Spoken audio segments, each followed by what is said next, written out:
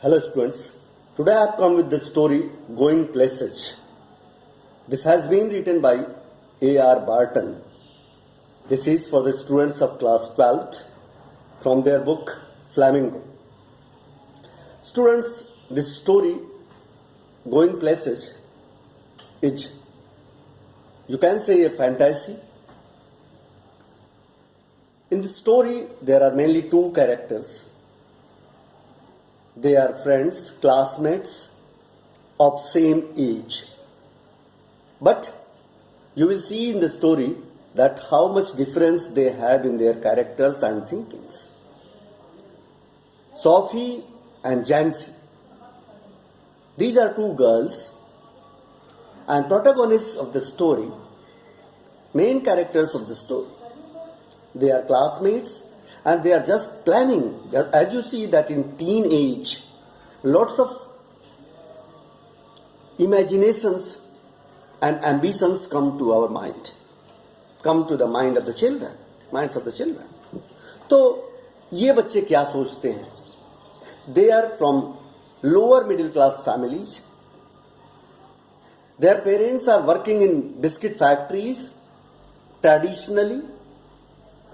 But Sophie dreams a lot.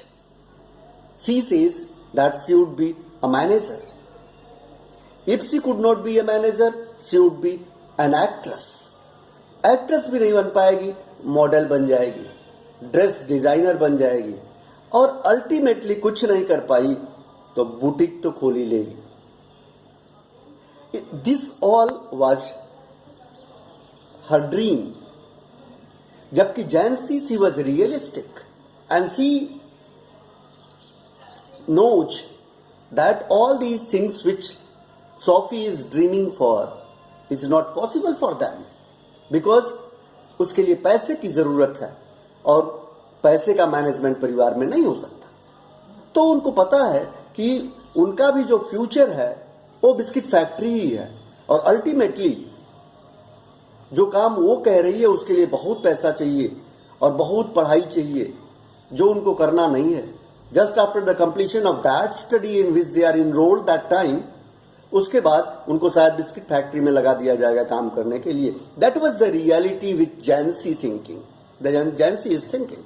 तो कहने का मतलब यह है कि both are friends, good friends, लेकिन आप देखोगे तो दोनों के कैरेक्टर्स में बहुत सारे डिफरेंसेस हैं. जैंसी जितनी ही रियलिस्टिक थी, सोफी उतनी ही नॉन रियलिस्टिक थी. बहुत सारे सपने पाल रखती है. हालांकि ड्रीमिंग इज गुड, सपने कभी नहीं मरने चाहिए. One should dream, dream proceeds your future. What dream you can see on that behalf, if you have started working by heart, चीजें मिल सकती हैं, मिलती हैं, ऐसा नहीं है. But over dreaming sometimes you need to remember the land beneath your feet. यही चीज जैंसी सोफी को समझाना चाहती. Third character in the story is Geoff. He is elder brother of Sophie and he is a motor mechanic by profession. He is very silent और ये उसके silence से सच्चाई ये चिढ़ती है. वो चाहती है कि वो उसके विषय में जाने, उसके साथ मोटर बाइक पे बैठ के घूमे, जबकि ये उसको हवा भी नहीं देता, भाव भी नहीं देता. किसको? सोफी को. She was his sister, but he didn't want to involve.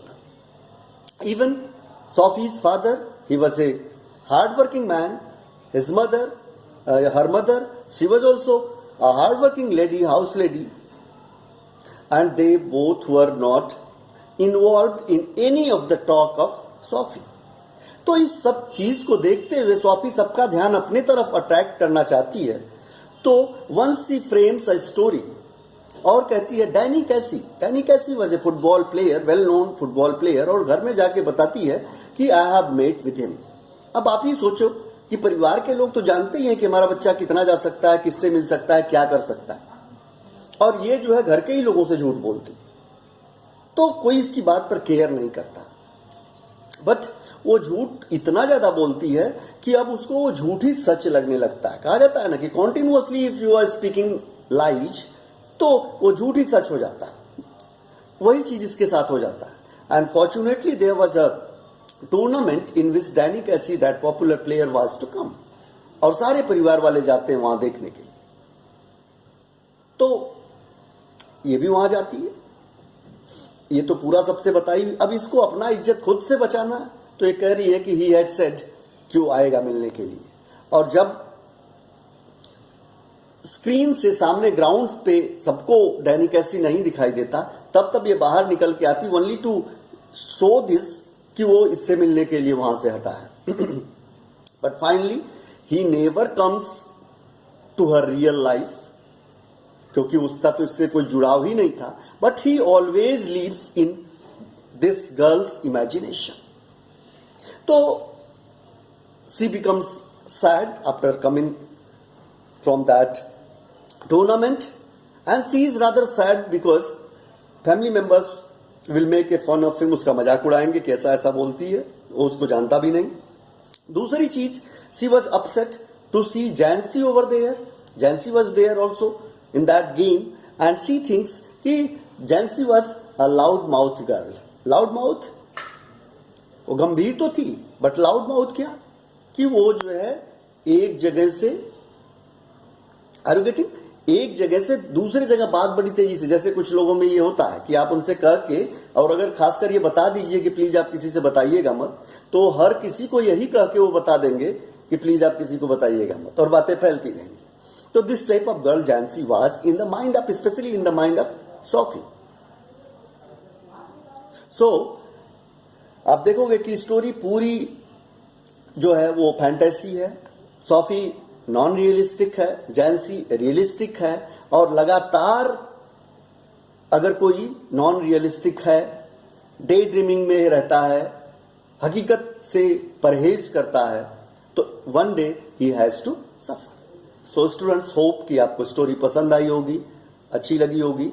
Going places is the title that at how many places see wonders with that name, just having in her imaginations. तो let's sum up the story. Hope कि आपको समझ में आई होगी, अच्छा लगा होगा। Again we are going to meet in the next video. तब तक के लिए स्टे ब्लेस्ड। जय हिंद।